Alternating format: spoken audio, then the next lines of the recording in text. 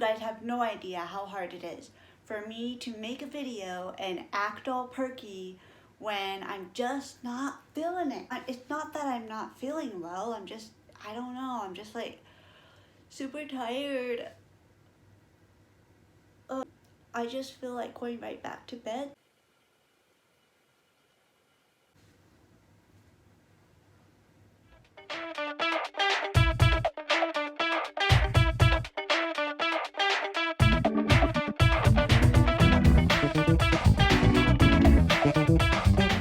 What's up guys, welcome to the Lupus profile. This is video number 1055. I don't really know, but I've been doing this literally all day. I owe you guys a debt though, because I asked you guys to help me out with getting up to 50 subscribers on my YouTube channel.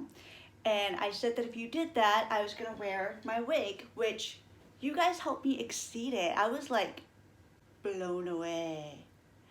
Yesterday was the last day of September and I had 62 subscribers, and you guys made that possible. I did not know that that was even gonna happen, but it did, and you guys are so great.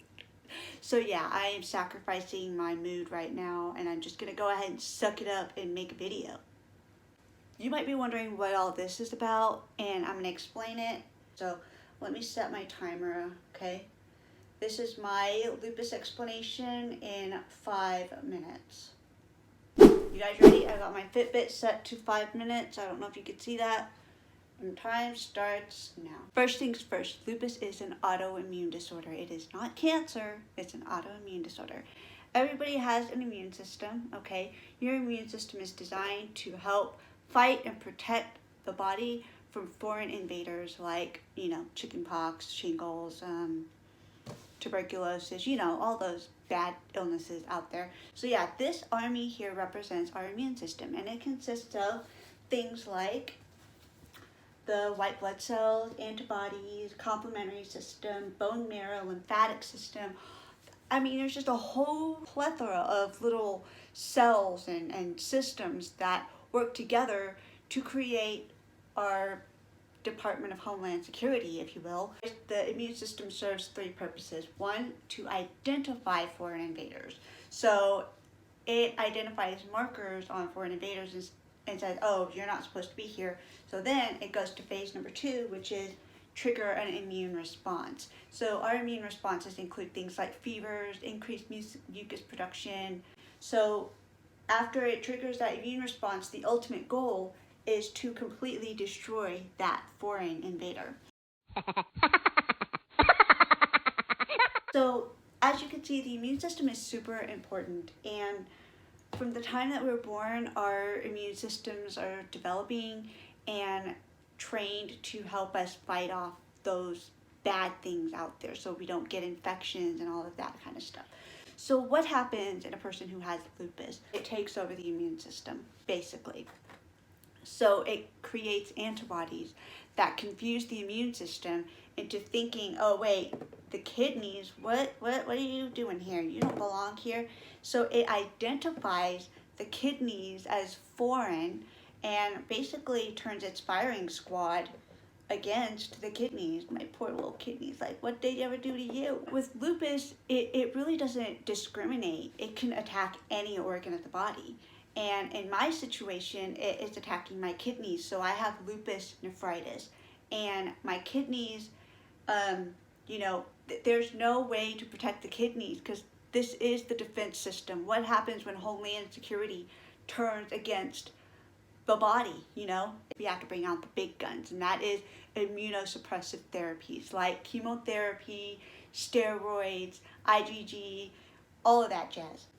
And what those medications do, very literally, is it kills your immune system.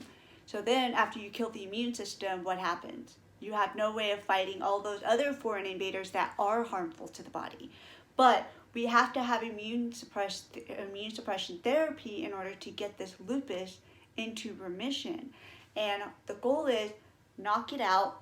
So this is what they did with me. They knocked it out with chemotherapy like Cytoxin, and then they gave me GCSF injections or Neupogen injection to kind of reboot and hopefully create a new army that does not recognize the lupus antibodies, or the antibodies produced by lupus.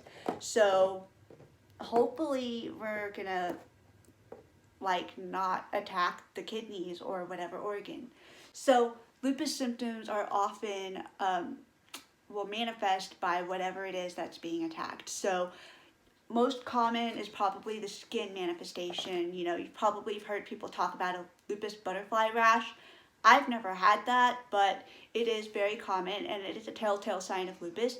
And a lot of people have issues with going out into the sun or even under fluorescent light. They get reactions because, you know, the lupus is so sensitive to that. But in my case, that's not what has happened. My symptoms were, I had a lot of joint pain, which is a sign of inflammation, but I had a lot of the symptoms that go with kidney failure. I did end up going into total renal failure because of lupus, and I had to get a kidney transplant, and I got my transplant in 2012, and it lasted me a good 6.5 years before I had another lupus flare up. And again, the firing squad, oh man, 5 minutes is up, guys. Woo! But I did explain all of lupus to y'all, right? I think I did it. I'm just like telling my story now a little bit. So yes, flared up again, went back into renal failure. So now I'm on dialysis again, and I'm waiting for my second kidney transplant. And until then, I am making these videos to kind of entertain the public and let them know what lupus is. There is no cure for lupus, guys. Unfortunately, at least as of right now, there is no cure for lupus. It's just treatments are geared to, you know, it's just supportive care, trying to keep the lupus under control and provide the best quality of life possible for the lupus patient. So yeah, I mean, I would totally dig it if one day they did find a cure. I mean, that'd be amazing. So that was lupus explained in like 5 minutes-ish. I promised you guys I was going to put my wig on, and I am going to do that, like, right now. Right now. So, you guys know, because I was on chemotherapy before, I lost my hair a couple of times. And the first time I lost my hair, some generous souls donated this beautiful wig to me. So it's very special to me. It has a lot of meaning. Let me tie my hair up, actually.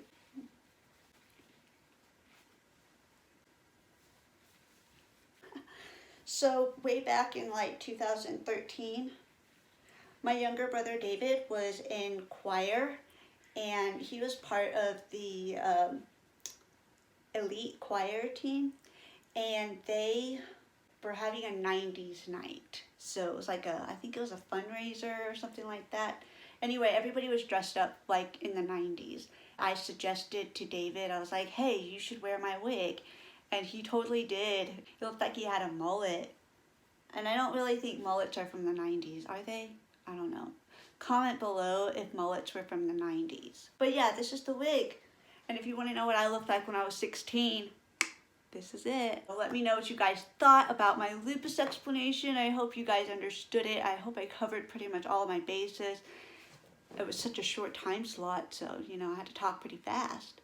Let me know if you enjoyed this video. Make sure to comment, like, and subscribe, and share with your family, friends, and your neighbor's dog, because you know everybody wants to know about lupus, end-stage renal disease, kidney failure, and dialysis. I will see you on the flip.